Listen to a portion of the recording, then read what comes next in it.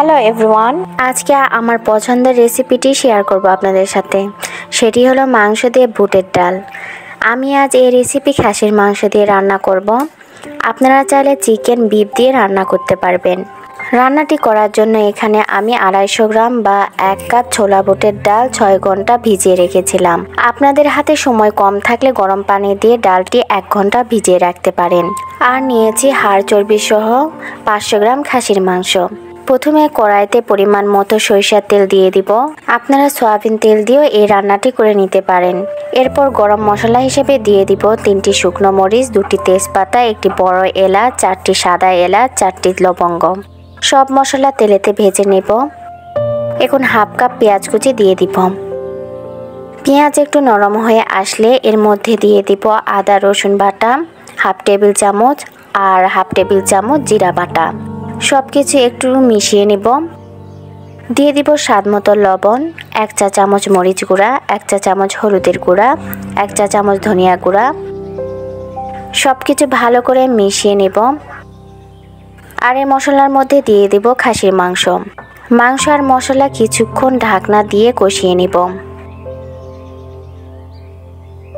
মাংস থেকে অনেকটা পানি বের হয়েছে। এখন মাংস ভালোভাবে সিদ্ধ করার জন্য দিয়ে দেব 1 কাপ পানি। পানি দেওয়ার পর ঢাকনা দিয়ে মিডিয়াম হিটে রান্না করে নিব 5 থেকে 7 মিনিটের মতো। 5 মিনিট পর ঢাকনা খুলছি। এরপরও মাংস অনেকটা পানি রয়ে গিয়েছে। এবার ঢাকনা ছাড়া কিছুটা পানি টানিয়ে নিব। এখন মাংসের মধ্যে দিয়ে দিব ভিজে রাখা ডালগুলো। মাংস ডাল কিছুক্ষণ কষিয়ে নিব।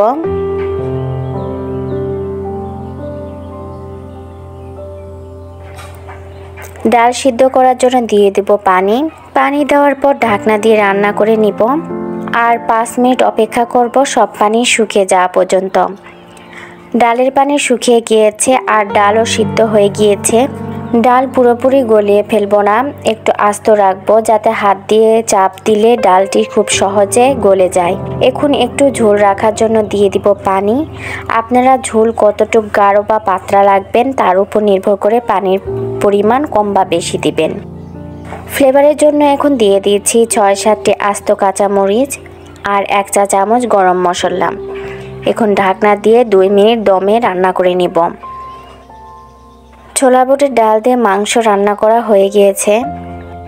আমি উপরে কিছুটা ধনিয়া পাতা দিয়ে পরিবেশন করেছি। আপনারা আপনাদের পছন্দ অনুযায়ী পরিবেশন করতে পারেন। এই রেসিপিটি গরম ভাত, পোলাও, পরোটা ও রুটির সাথে খেতে অনেক বেশি মজার লাগে।